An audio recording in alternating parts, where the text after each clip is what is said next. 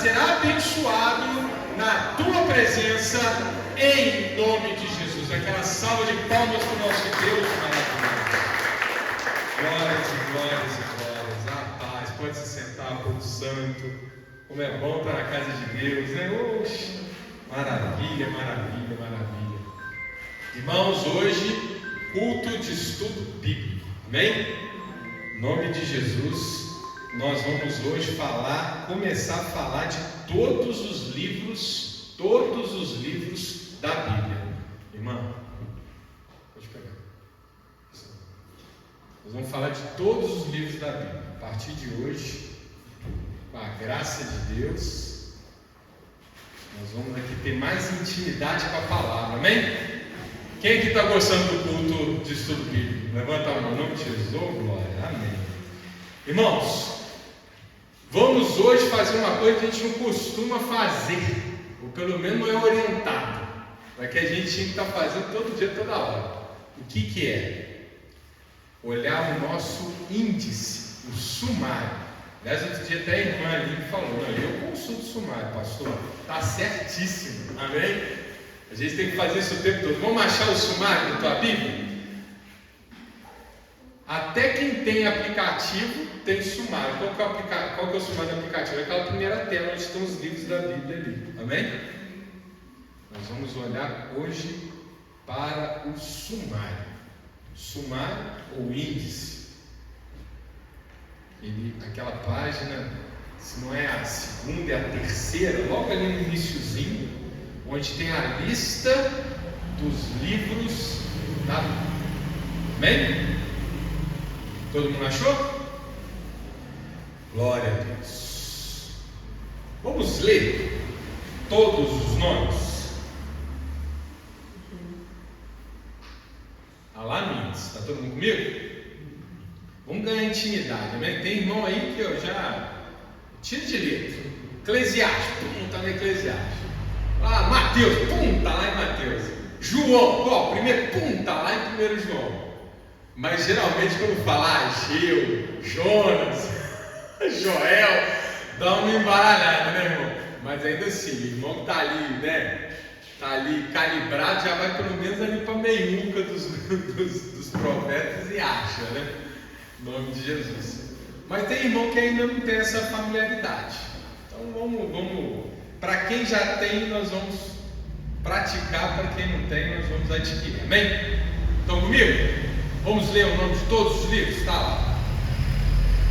Gênesis, Êxodo, Levítico, Números, Deuteronômio, Josué, Juízes, Ruth, 1 Samuel, 2 Samuel, 1 Reis, 2 Reis, 1 Crônicas, 2 Crônicas, Esdras, Neemias, Esther, Jó, Salmos, Provérbios, Eclesiastes, Cantares, Isaías, Jeremias, Lamentações, alguns podem ter Lamentações de Jeremias, Ezequiel, Daniel, Oséias, Joel, Amós, Obadias, Jonas, Miqueias, Naum, Abacuque, Sofonias, Ageu, Zacarias e Malaquias. Pode ser que alguma Bíblia aí onde eu li Cantares esteja Cântico dos Cânticos, amém? São sinônimos.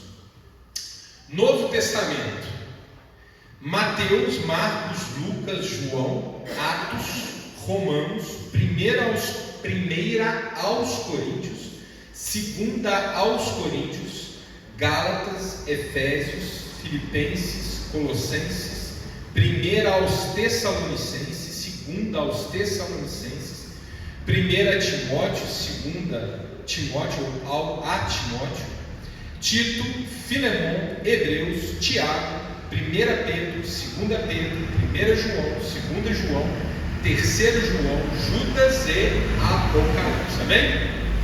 Então esses são os livros da Bíblia.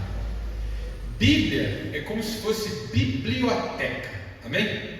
Igual nós não temos ali a prateleira, tem vários livros ali. Olha lá que agora tem livros, amém? Daqui a pouco eu estou cheio, glória a Deus. Cada livro desse, né, é um livro, não é? Individual, não é isso? E juntos eles formam o quê? Uma biblioteca. Alguém que tem biblioteca em casa, mesmo que é pequenininho, uma prateleirinha? Amém, amém, amém, amém. Biblioteca é um conjunto de livros, né? A Bíblia é um conjunto de livros. Gênesis é um livro, Êxodo é um livro, amém? Mateus é um livro. São livros diferentes. Alguns livros são grandes. Por exemplo, Samuel, que aliás, não sei se os irmãos sabem, Samuel é um livro só. Mas por causa do material como era produzido na época, antigamente, como o livro de Samuel é muito grande, resolveram dividi-lo em duas partes, porque na época se lia em pergaminho ou em papiro. Então a impressão não era assim, amém? Então ficava muito grande, ficava um rolo muito grande. Então eles dividiram em duas partes, é um livro só, amém? É que foi dividido para manusear. Então tem livro muito grande, tem pequenininho. Judas, um capítulo só, mas é um livro, amém? Está claro, irmãos? Bíblia é biblioteca, é a biblioteca da palavra de Deus. Todos esses livros compõem uma única grande história, como vimos no culto anterior, que conta a história de Jesus, amém? Então, cada um desses é um livro, amém? Todo mundo sabe disso, né? E o que um livro tem? Um livro tem um autor, não é? Uma coisa que é importante ter no livro. Se você pega um livro que não tem autor, meu irmão, eu, por exemplo, tenho dificuldade em ler. Por quê? Porque se não tem alguém ali que assinou, não tem muita credibilidade. Eu não sei quem escreveu. Quem é a pessoa que escreveu? Aliás, é um ato que a gente tem que ter. Quando você pega um livro, é bom você ler um pouquinho da biografia do autor. Quem que é esse autor? Vamos imaginar, uma pessoa está escrevendo lá sobre teologia. Aí você vai olhar a biografia do autor, e o autor ele é um cozinheiro. Ele nunca estudou teologia na vida. Será que essa pessoa está me ensinando direitinho, né?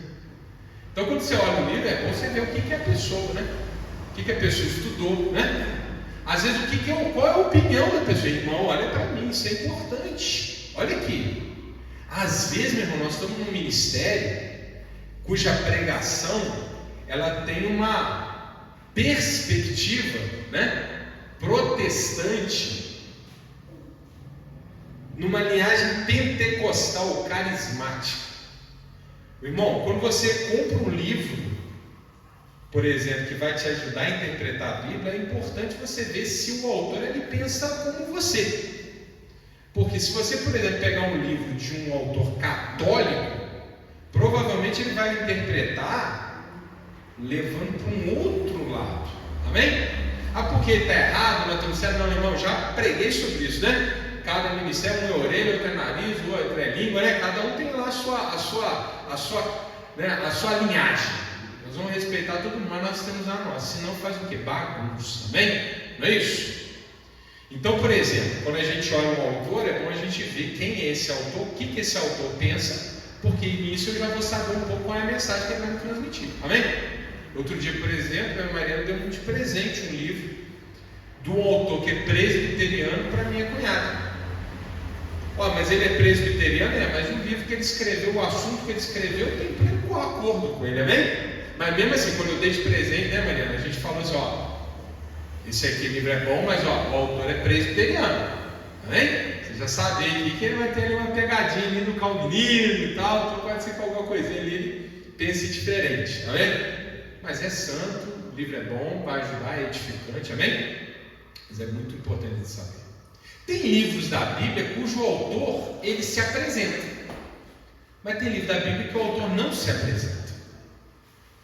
Alguns, mesmo o autor não dizendo que ele é o autor, a gente sabe pela tradição quem escreveu. Exemplo, Gênesis. Nenhum momento de Gênesis, pode vasculhar aí, nenhum momento de Gênesis está explícito quem é o autor. Gênesis escrito por, não está escrito em lugar nenhum. Mas nós sabemos que quem escreveu foi Moisés. Por quê? Porque a tradição vem contando isso geração após geração, após geração, após geração. E a gente encontra em outras passagens da Bíblia mais à frente indícios de que foi Moisés que escreveu.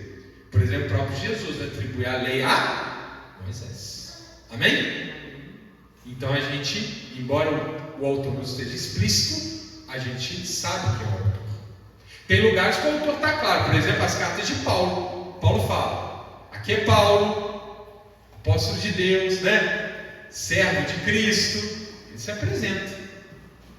Mas existem também cartas que o autor não está nem implícito nem explícito e que a gente não sabe quem escreveu. E a gente tem que ter humildade de dizer: não sabemos. Exemplo: Hebreus. Tem gente que acha que é uma carta de Paulo, mas não está escrito que é de Paulo. O estilo é um pouco diferente de Paulo.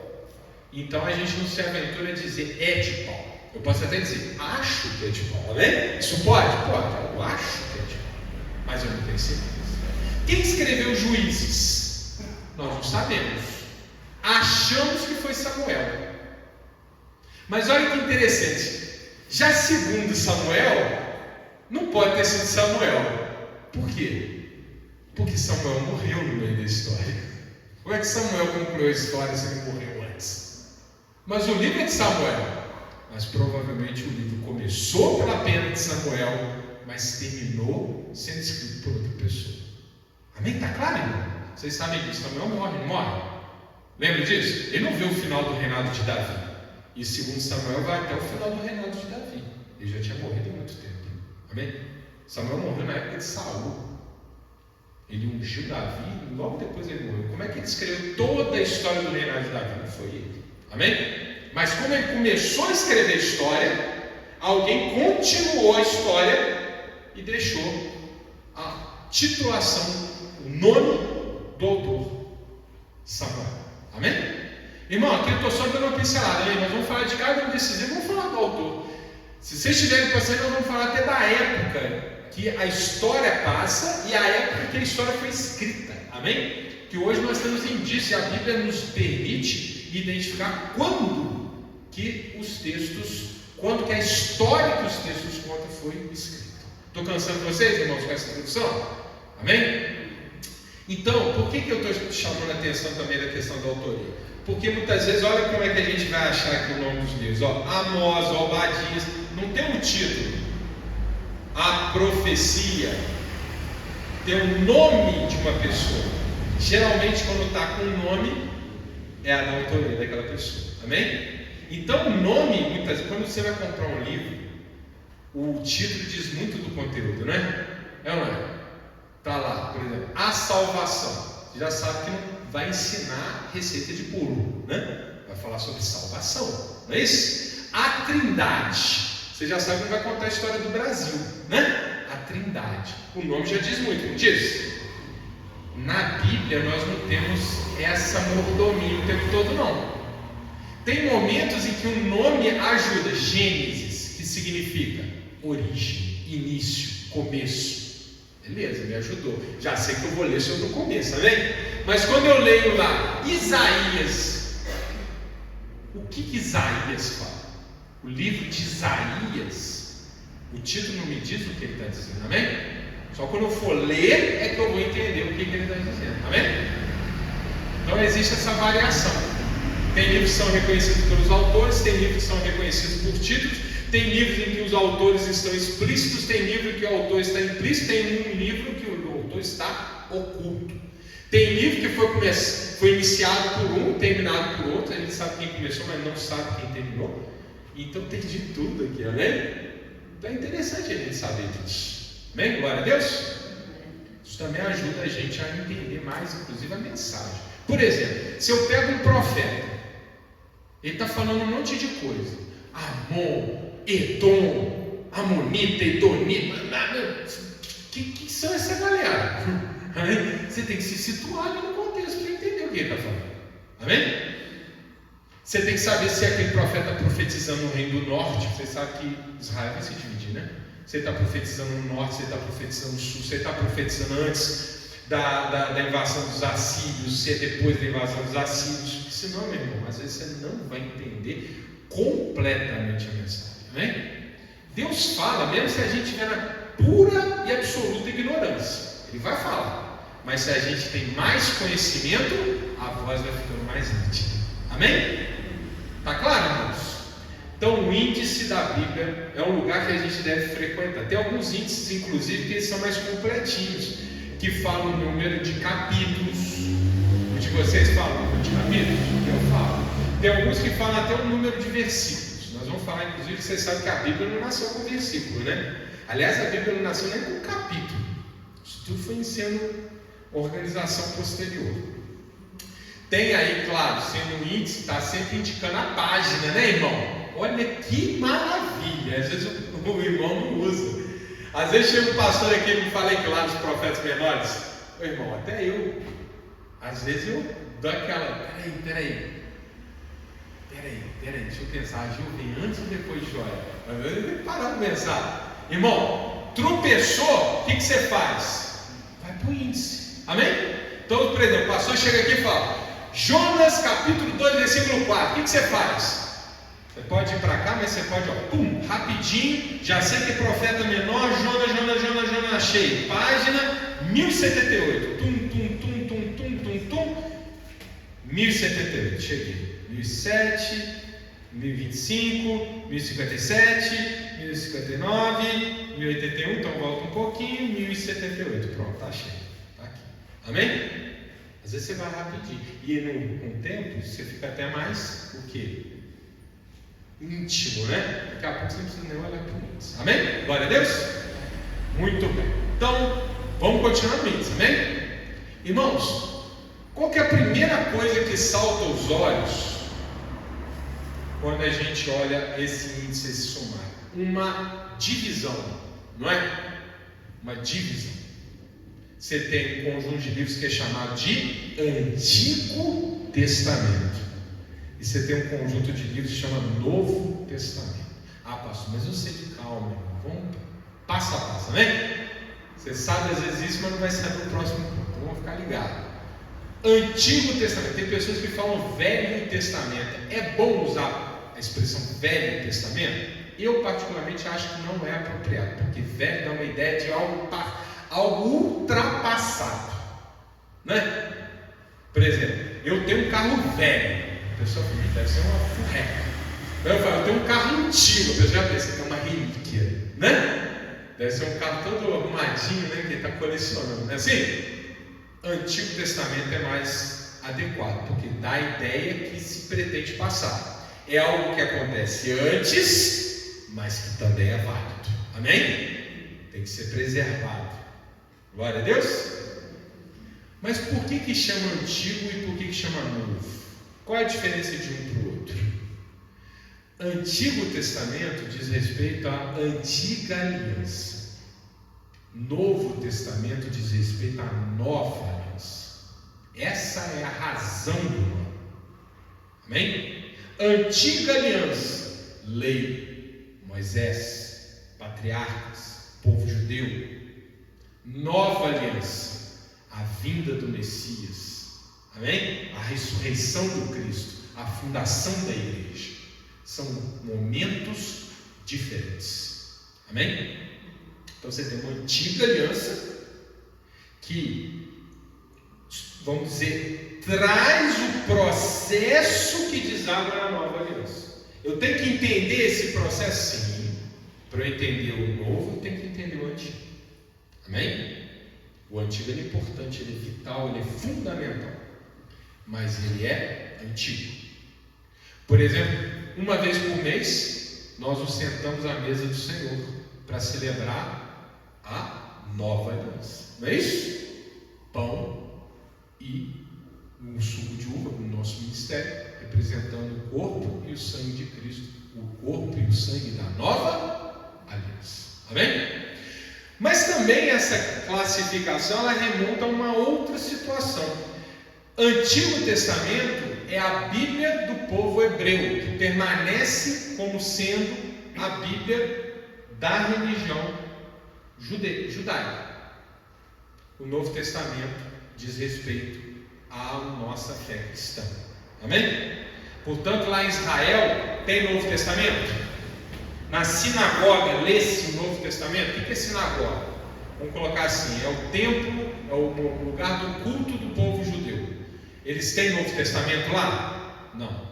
Então toda vez que você ouvir um judeu falando de Bíblia, ele está falando do Antigo Testamento. Não tem Novo Testamento. Agora quando você ouve um cristão falando de Bíblia, ele está falando do Antigo e do Novo. Não é isso? Amém? Antigo e Novo Testamento é a primeira classificação dos livros da Bíblia. Você tem os livros do Antigo e tem o livro do Novo. Então quando eu falo de Hebreus, Novo Testamento, quando eu falo de João, Novo Testamento, quando eu falo de Mateus, Novo Testamento, quando eu falo de 1 aos Coríntios, Novo Testamento, se eu falo de Naum, Antigo Testamento, se eu falo de Cantares, Antigo Testamento, se eu falo de Eclesiastes, Antigo Testamento, se eu falo de Êxodo, Antigo Testamento, amém? É uma classificação. Glória a Deus. Mas não é a única. E é aqui que eu já vou começar a entrar em talvez algum terreno que nem todos os irmãos tenham conhecimento. A Bíblia também tem outras subdivisões. Uma delas diz respeito a um bloco que esses livros são organizados.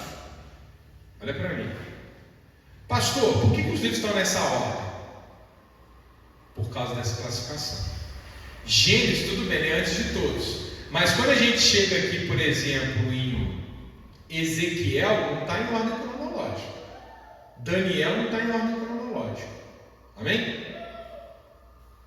Por que os livros eles têm essa composição? Por que eles estão organizados dessa maneira? Porque existe uma classificação implícita. E aqui, não sei se todos os irmãos sabem, talvez seja novidade. O Antigo Testamento ele é dividido nas seguintes classificações. Pentateuco. O que significa o Pentateuco? Pentateuco são 5 primeiros livros da Bíblia escritos por Moisés. Amém? Quais são eles? Gênesis, Êxodo, Levítico, Número, Deuteronômio. 5 livros escritos por Moisés. Por que ele tem uma classificação própria? Porque é um livro que fala ao mesmo tempo de história, das bases da fé, da lei, amém? Amém? E da revelação futura da salvação. Então esses 5 livros eles têm uma conformação própria e levam o nome de Pentateuco. Por que o nome Pentateuco? Porque são 5. Amém? Penta. Vocês vão lembrar da Copa, né? Brasil, penta, né? Penta campeão, hexa-campeão, né? Antes era tetra-campeão. Então, penta, 5. São os 5 primeiros livros da Bíblia. Quem escreveu os livros? Moisés. Mas Moisés não diz isso. Não está escrito assinado Moisés, amém? Então é daqueles autores implícitos. Mas a gente sabe que por quê? Por causa da tradição e porque na Bíblia a gente encontra citação atribuindo esses livros aí. Glória a Deus. Então, no Antigo Testamento, primeiro grupo de livros, Pentateuco.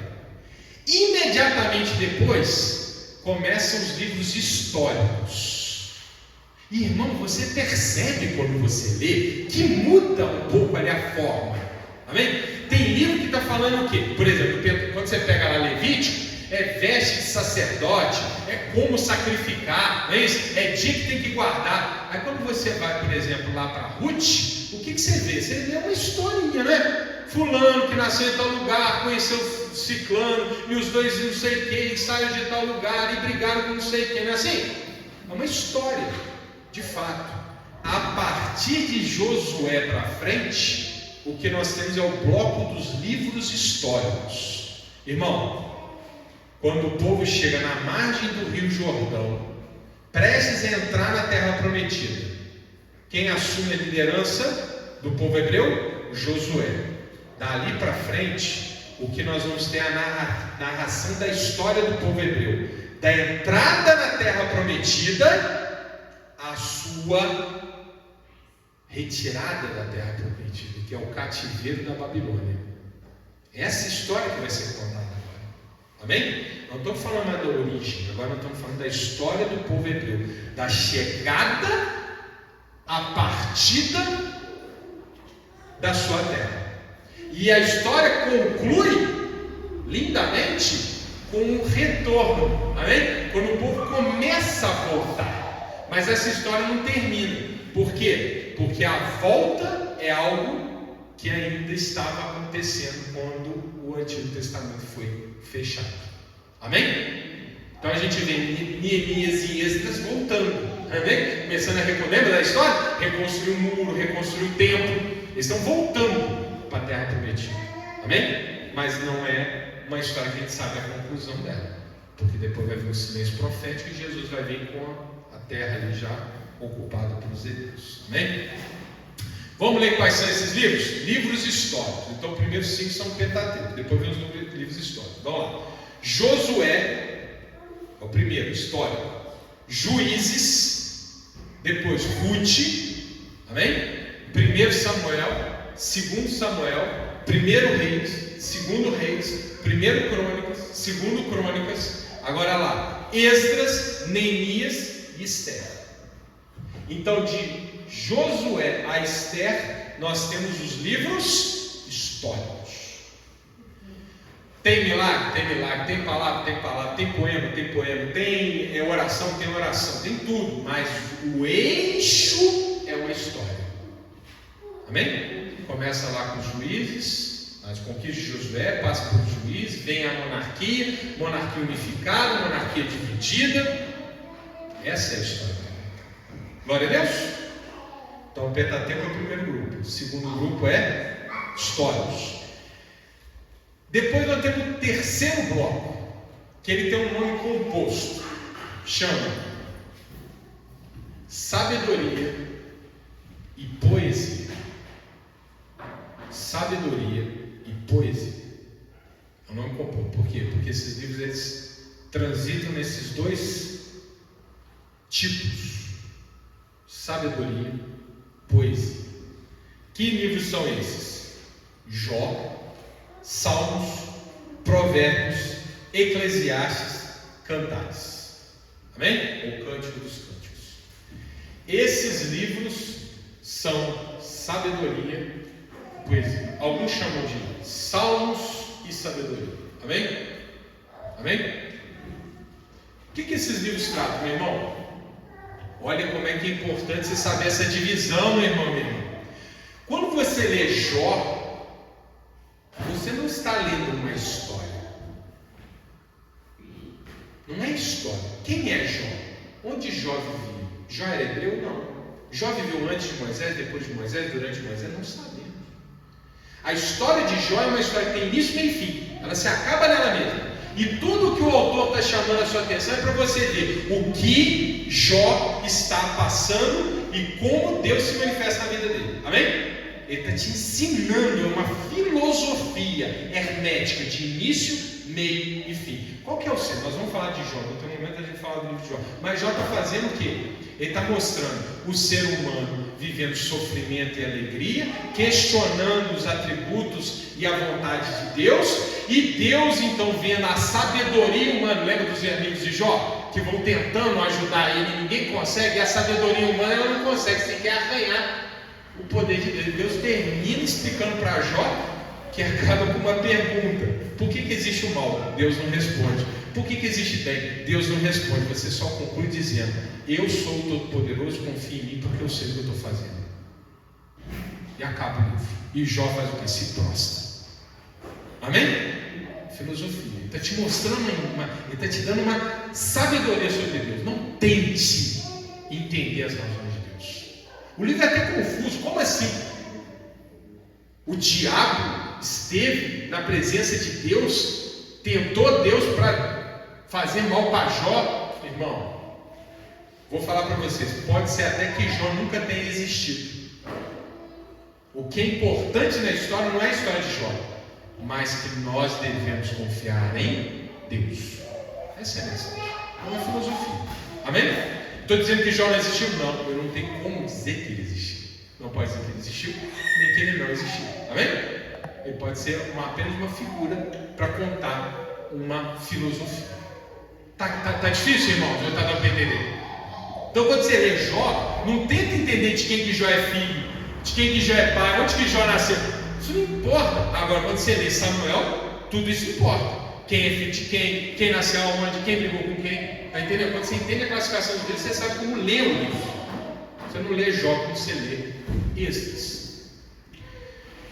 Então vamos lá, Salmos. Irmão, Salmo é lindo, né? Quando a gente for falar de Salmo, Salmo tem tanta coisa. Você sabia que são 5 livros de Salmo? Você sabia que os 5 livros têm início, meio e fim? Sabia que cada uma das 5 partes dos Salmos tem um propósito? Meu Deus, nós vamos falar disso. Você pensa. Provérbios. Irmão, olha para mim. Não pode ler Provérbios do mesmo jeito que você lê Salmos. Provérbios, olha o que é. Nós usamos essa expressão na vida aí fora, não é? Provérbio dito popular. Não é isso? Essa não é a sabedoria que emana de Deus, é a sabedoria das pessoas que vivem na presença de Deus. Amém? Tanto é que é um livro prático. Fala de educação de filho, não é? Fala de como lidar nos negócios, de como não ganhar dinheiro, de como não falir. É um livro prático. Esse livro, atribui-se a escrita dele a Salomão. Salomão que foi um homem sábio, né? Contando para nós como que a gente deve viver uma vida na prática, estando na presença de Deus. Amém? Tá claro? Ele não é igual ao Salmo. Salmo é louvor, Salmo é adoração, Salmo é contemplação, Salmo é espiritual. Provérbio é prático. Irmão, não deva. Pague suas dívidas. Não gaste mais do que você tem. Trate bem a sua mulher. Cuida do seu filho, eduque o seu filho, se for necessário, olha a vara da correção. Amém? Prático. Aí vem Eclesiastes. Esse aqui, ó, cabeça até, né? Tudo é pueril, tudo é poeira, tudo é buscar vento. Então, uma filosofia incrível aqui por trás. E Cantares, então, é que ele não entende mesmo. É praticamente um livro de romance. É um poema de um homem com uma mulher, e depois você vê que a mulher está falando com o homem também. É um poema de dois amantes conversando. Inclusive a linguagem é muito diferente da Bíblia, né? Mas nós vamos falar por que ele está aqui também. Fechou Cantares, terminamos o terceiro bloco do Antigo Testamento. Então vamos lá, Pentateuco, históricos, poesia / sabedoria. Ou alguns falam salmos e sabedoria, ou alguns chamam simplesmente de sapienciais.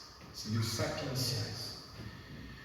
Entramos em Isaías. Isaías já é um outro estilo. Aqui é profecia. Tanto é que você não pode ler, irmão, olha o que eu estou falando, presta atenção nisso. Isso aqui é uma grande dica para você entender. Para te ajudar no seu devocional. Você não pode ler Isaías do mesmo jeito que você lê Neemias. Muitas coisas que Isaías está falando aqui são figuras, imagens hipotéticas, amém? Não são história, amém? Tanto é que você vai encontrar coisas aqui meio que parecem até loucas, né? Por quê? Porque ele está profetizando, amém? Ele está falando do que vai acontecer. Coisas que ele vai falar que já aconteceram, coisas que ainda não aconteceram. Amém? Coisas que eram para o povo judeu, coisas que diz respeito a todos nós. Então nós temos mais um bloco. Isaías, Jeremias, Lamentações, de Jeremias, Ezequiel e Daniel. Esse bloco é chamado de profetas maiores. Por que leva esse nome? Porque eles são mais importantes? Porque eles são mais relevantes? Porque as profecias deles são principais? Não, é por causa do tamanho do livro. Amém? Isaías, por exemplo, tem 66 capítulos. É um livro grande, não é?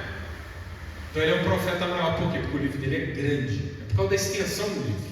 Ele leva esse nome de profeta maior, não é porque ele era maior de estatura, não é porque ele é mais importante. É porque o livro dele é grande, porque ele fez muita profecia.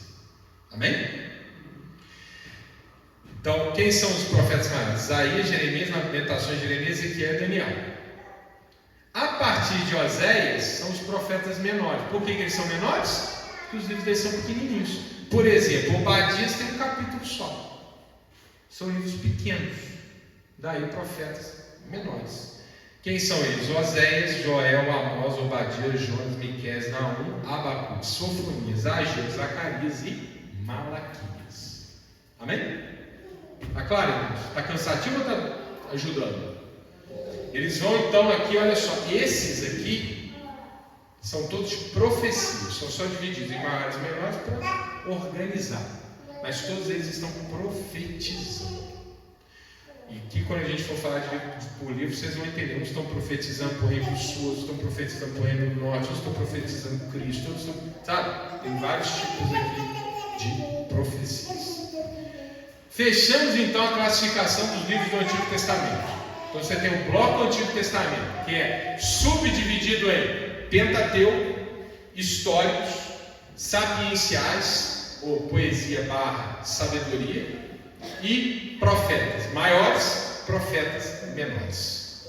Esse é o Antigo Testamento. Amém? Então agora a gente sabe por que Sofonias não está junto lá dos reis. Por quê? Porque tem um estilo, um propósito, uma forma, um objetivo diferente. Embora a história seja muito mais compatível com o rei do que com o Neemias que ficou lá atrás. Amém. É isso. Depois entramos no Novo Testamento. O Novo Testamento também tem uma subdivisão interna. O primeiro bloco são os 4 primeiros livros do Novo Testamento. Esse a gente sabe de qual? Mateus, Marcos, Lucas e João. Qual é a classificação desses 4 livros? Evangelhos. Amém? Evangelhos. Eles são de história, eles são profecia, eles são sabedoria, ele é tudo. Por quê? Porque ele fala de Cristo diretamente. Amém? É um retrato do Cristo. Então eles levam um nome próprio. Evangelhos. Irmãos, curiosidade. Os evangelhos foram escritos nessa ordem. Marcos é mais antigo do que Mateus e do que Lucas. Por que está nessa ordem? Depois nós vamos ver. Importante. Também vamos ter um momento de falar sobre isso. Não sei se vocês viram na internet aí, estava bombando para tudo quanto é lado. Acharam um papiro antigo da história da infância de Jesus. Alguém ouviu falar disso aí? Ninguém? Só eu? Vocês não ouviram, não? Recentemente acharam um pedaço de papel antigo com a história de Jesus criança, que não está em Marcos, não está em Lucas, não está em Mateus, está em nenhum deles. E o povo está todo mundo ali polvoroso. Cristão que entende, que sabe das coisas, não fica, não, porque ele sabe que existe uma coisa que são os evangelhos apócrifos. O que significa evangelho apócrifo? Irmão, Jesus foi o acontecimento mais importante da história da humanidade. É óbvio que vai ter gente que vai escrever sobre Jesus Cristo e que não estava inspirado. Amém? É o maior acontecimento. Então tem muita gente que escreveu sobre Jesus Cristo, muito perto da época de Jesus. 1 século, 2 séculos depois, estava escrevendo sobre Jesus. Amém? Só que esses não são livros inspirados. Esses são livros de pessoas que contaram ou imaginaram histórias relacionadas a Jesus, mas não entraram no cânon. Nós vamos falar de cânon, porque tem que ser assim que estão aqui, outros não estão. Então cuidado aí fora, tá bom, irmão? Os tais dos evangelhos apócrifos, por exemplo, Evangelho de Tomé, Evangelho de Maria Madalena. Alguém já ouviu falar nesses evangelhos? Não são livros canônicos, não são livros inspirados. Eles existem, mas não são inspirados. Amém? Depois nós vamos falar sobre isso. Então esses são os 4 livros do Evangelho: Mateus, Marcos, Lucas e João. Depois nós temos o único livro histórico do Novo Testamento, que é Atos dos Apóstolos. O que o livro de Atos dos Apóstolos, qual é a história de Atos dos Apóstolos? A história da igreja. É a história da igreja. Uma coisa, vocês viram que o livro de Atos dos Apóstolos não tem final? Vocês perceberam isso? Não tem final. Não acaba. Isso é proposital. Por quê? Porque a igreja não acabou. Amém? É só conta o início da igreja. E ele termina com Paulo chegando em Roma e se preparando para pregar para o imperador. E aí acaba o livro. Ele está no apartamento dele conversando com os judeus e o livro acaba. Parece até que vai ter um capítulo na frente. Não, até um reticências no final. Você vai continuar. Por quê? Porque o livro não acabou. O livro está sendo contado ainda hoje, aqui e agora. É o livro da igreja. Amém? Em seguida nós temos as cartas de Paulo. essa também é uma categoria. Cartas de Paulo são os livros que Paulo escreveu na forma de carta. Ele não estava interessado em escrever livro, ele estava interessado em escrever carta, que também é conhecido como epístola. Podemos usar a expressão epístola, pastor? Sim, pode usar, sem problema, tá bem? Embora ela tenha um pouquinho de diferença. Carta é carta. Escrevi para a irmã Aline: oi, irmã Aline, eu estou aqui longe, mas está muito legal. Você imagina aqui que é maior calor e tal. Isso é carta, né? Epístola, ela já tem um objetivo de quê? De instrução. Essa é a diferença do nome. Paulo escrevia carta, porque ele cumprimenta as pessoas, ele está conversando com as pessoas e tudo, mas que também tem um propósito ali de ensinamento. Então, pode ser chamado de carta epístola. Cartas de Paulo, epístola de Paulo. Vai de Romanos até, qual é a última carta que nós temos certeza que foi Paulo que escreveu? Filemão. Então são essas: Romanos, 1 Coríntios, 2 Coríntios, Gálatas, Efésios, Filipenses, Colossenses, 1 Tessalonicenses, 2 Tessalonicenses, 1 Timóteo, 2 Timóteo, Tito, Filemão. Essas são as cartas de Paulo. Irmãos, a doutrina da igreja está nas cartas de Paulo. Se os evangelhos falam da história de Jesus na terra, as cartas de Paulo falam do reinado de Jesus após a ressurreição. Esse é o assunto. Amém? E depois de Hebreus até Judas, temos a outra classificação dos textos, que são chamadas cartas católicas. Ou pastor, católico, mas não, católico significa universal. Amém? No latim, católico é universal, ou seja, para todo mundo. Amém? Católicas: Hebreus, Tiago, 1 Pedro, 2 Pedro, 1 João, 2 João, 3 João e Judas. São as cartas universais, ou também alguns chamam de epístolas gerais. Tá bem? Então vamos recapitular? Classificação do Novo Testamento: Evangelhos, histórico, cartas de Paulo, cartas gerais. Amém?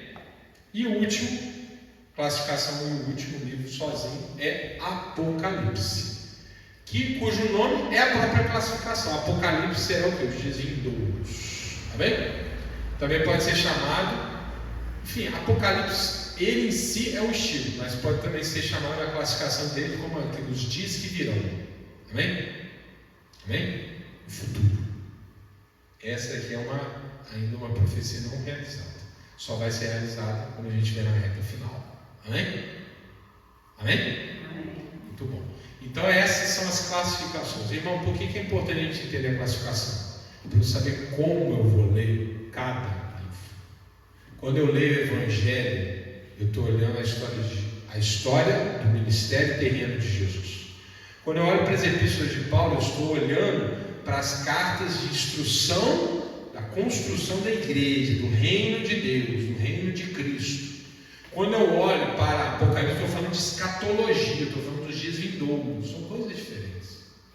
Quando eu olho para os livros ali históricos do Antigo Testamento, eu falo da história do povo hebreu. Quando eu vejo o livro histórico do Novo Testamento, eu estou vendo a história da igreja. Amém? São coisas diferentes. Quando eu leio cada tipo, eu tenho que ler com um olhar diferente. Deus se manifesta em todos. Ele dá recados a todo tempo. Mas quando eu quero entender a Bíblia, eu preciso ter essa preocupação. Lembra quando eu preguei aqui sobre os dois tipos de leitura, que é gramático, histórico-gramatical e espiritual? Amém? Espiritual é o seguinte: abri aqui lâmpadas para os meus pés e a tua palavra e luz para o meu caminho. Pronto, Deus já está falando comigo. Ele é a luz, ele me guia, ele me orienta. Amém? Estou fazendo a leitura espiritualizada, mas eu quero entender mais a Bíblia. Então eu vou olhar, que salmo é esse? 119. Que bloco do salmo está o 119? Qual o propósito do salmo 19? Em que contexto é esse versículo que está escrito? Amém? Eu faço outro exame do texto. Glória a Deus. Irmãos, deu? Em nome de Jesus, de introdução. Vou falar só do livro de Gênesis e a gente termina o Pentateuco no próximo culto. Pode ser? Tem um gásinho aí? Só Gênesis, que ele é um mais comprido. Depois a gente faz os outros os quatro próximos. Meu compromisso no próximo culto, pelo menos. Então vamos falar de Gênesis. Irmãos, Gênesis, vamos falar de Gênesis, Êxodo, tá? Vamos falar de todos. Então vamos começar Gênesis primeiro. Gênesis é um livro longo. olha lá, quantos capítulos ele tem? 50 capítulos. Gênesis ele pode ser dividido em duas partes. A primeira parte dele vai até o capítulo 11. E a segunda parte vai do capítulo 12 até o 50. Vamos aqui folhear comigo? Podemos? Capítulo 1. Capítulo 1 está falando o quê? Do início. Deus criando. Amém? Capítulo 2. Deus está criando. Só que as mesmas coisas que acontecem no capítulo 1 são descritas no capítulo 2 com sutis diferenças. Por quê? Porque o capítulo 1 está falando da criação da natureza e o capítulo 2 está falando da criação do ser humano.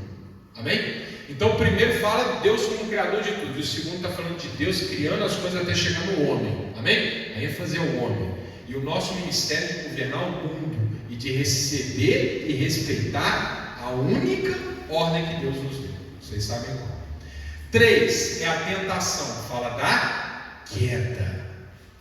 Capítulo 3, o pior capítulo da história da humanidade. Tudo deu errado. Dali para frente, tudo deu errado. O homem transgrediu. 4, consequência da queda.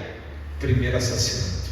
Se comer desse fruto, certamente morrerás. Qual é o primeiro a morrer? O filho de quem comeu o fruto. Olha que tragédia. É para mostrar que daqui para frente, como Paulo diz, não há nenhum justo, nenhum sequer. Capítulo 5, genealogia. Irmão, não fuja da genealogia, ela é importante, amém? É importante. Aqui a genealogia que nos permite entender como é que a história está se desenrolando, como é que a gente sai lá de Adão e daqui a pouco a gente está lá em Noé, amém? Tem que ver que passaram-se tantos anos e a gente acompanha isso na genealogia. Capítulo 6 mostra como que o gênero humano se corrompeu absolutamente. Não havia bem. O mal domina a terra. Amém? O ser humano ele se espalha pela terra e só faz maldade. E aí Deus identifica um justo. Quem é esse justo? Noé. Capítulo 7. Noé entra na arca. Então no 6 começa a construção da arca. No 7 temos então o dilúvio. 8 continua o dilúvio. 9 termina o dilúvio e Deus faz um pacto com Noé dizendo: eu não vou mais destruir a humanidade. Não vou mais destruir a humanidade.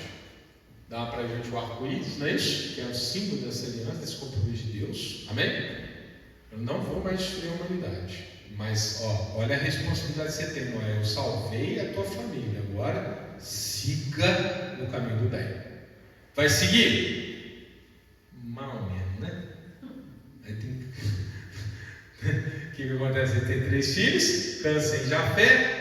Noé, não sei por que cargas d'água, foi tomar vinho, primeiro caso de embriaguez da Bíblia, e aí a coisa começa a se desarranjar de novo. Capítulo 10 fala da descendência de Noé, e o 11 a perversidade do ser humano de querer ser Deus. Como que esse capítulo é atual. É o capítulo da Torre de Babel. Lembra? É onde vem as línguas. Deus estabelece a divisão da humanidade, a confusão das línguas, por conta do fato de que o ser humano... Irmão, sabe o que esse livro está falando? Está falando de tecnologia. Olha como é que é sério. A gente fica, mas agora eu tenho inteligência artificial. Inteligência artificial é um avanço tecnológico? Sem dúvida. Mas, se você comparar o papel da inteligência artificial com a agricultura, a revolução da agricultura foi muito mais importante. E esse capítulo 11 aqui está falando de uma revolução que o ser humano realizou e inventou o tijolo. Pastor, tijolo é importante? Onde nós estamos? Estrada, casa, prédio, pirâmide, torre, zigurate, igreja. Tudo começa no tijolo, né? Tijolo e betume, tijolo e argamassa. O ser humano inventa uma coisa maravilhosa. E ao invés de pegar e construir um templo para Deus, o que ele faz? Tenta construir uma torre para chegar na altura e se comparar com Deus. Esse é o ser humano. Amém? Esse é o ser humano. Está aí. Ser humano que inventa bomba atômica, ser humano que destrói o meio ambiente. Irmão, esse primeiro bloco do 1 ao 11, nós estamos falando aqui da história da humanidade, né? A gente tem que entender, irmão, tem que olhar para esses 11 capítulos para a gente entender quem nós somos. Eles vão linkar lá com o capítulo 1 de Romanos. Quem nós somos? Olha para esses 11 primeiros capítulos. Para alguém chegar e falar assim, eu sou justo, eu sou bom. Meu irmão, lê para os 11 capítulos. Eu mereço. O que a gente merece é o dilúvio. Não merecemos nada. Deus age por graça. Ele que é bom, nós não. Os 11 primeiros capítulos é a radiografia da humanidade. E o capítulo 12 em diante conta a história de Abraão e sua família. Aliás, segunda parte do culto. Estamos chegando no final da história de Abraão. Abraão e sua família. Qual é a história de Abraão e sua família? Porque Abraão, não, porque Abraão é o início da história de Jesus. Irmão, capítulo 11, a gente termina com a Torre de Babel. Seres humanos que tinham acabado. Olha só, a humanidade se perverteu. Deus veio com o dilúvio para impedir que o mal triunfasse. Noé é salvo. O que acontece em seguida? O mal volta. É para deixar claro que não tem mérito em ser humano. Nós tivemos a segunda chance, amém? Tivemos a segunda chance. Estamos tendo a segunda chance. E nós não fizemos nada de melhor do que a geração anterior fez, do que a etapa anterior da história fez. Então Deus agora apresenta o seu plano de salvar a humanidade. Que começa com Abraão. Começa falando para um cara que vivia no meio da idolatria, pega a sua esposa e vaza dela. Que eu vou te mostrar na terra e eu tenho um projeto para você. Amém? E ele pela fé segue. E aqui começa a nossa história. A história da redenção. Amém? Começa lá no capítulo 2 com Abraão. Agora não vou cansar vocês não. Depois vai até o capítulo mais ou menos 25, a história de Abraão. Depois vem a história de Isaac. Risadinha, lembra? Isaac, o filho da promessa. Depois de Isaac ele vai ter 2 filhos que são... Quem são os 2 filhos? Qual é o filho importante que ele vai ter aqui? Jacó, não é? Não é isso? Vai ter 2 filhos. Qual que é o outro? Lembra ele? Isaú, Jacó. Isaú é importante? Sim. Mas quem é que está no plano? Jacó. Amém? Jacó, que é aquele cara que vai lutar com o anjo, vai ferir na perna e vai se tornar Israel, né? Vai ser rebatizado. Jacó vai ter 12 filhos, não é isso? Entre esses 12 filhos, um era meio que queridinho, que era José. José é maltratado pelos irmãos, sabendo dessa história, né? Acaba lá no Egito. Deus transforma o drama dele em bênção. Ele vira governador do Egito, vizir. Nós vamos falar disso também.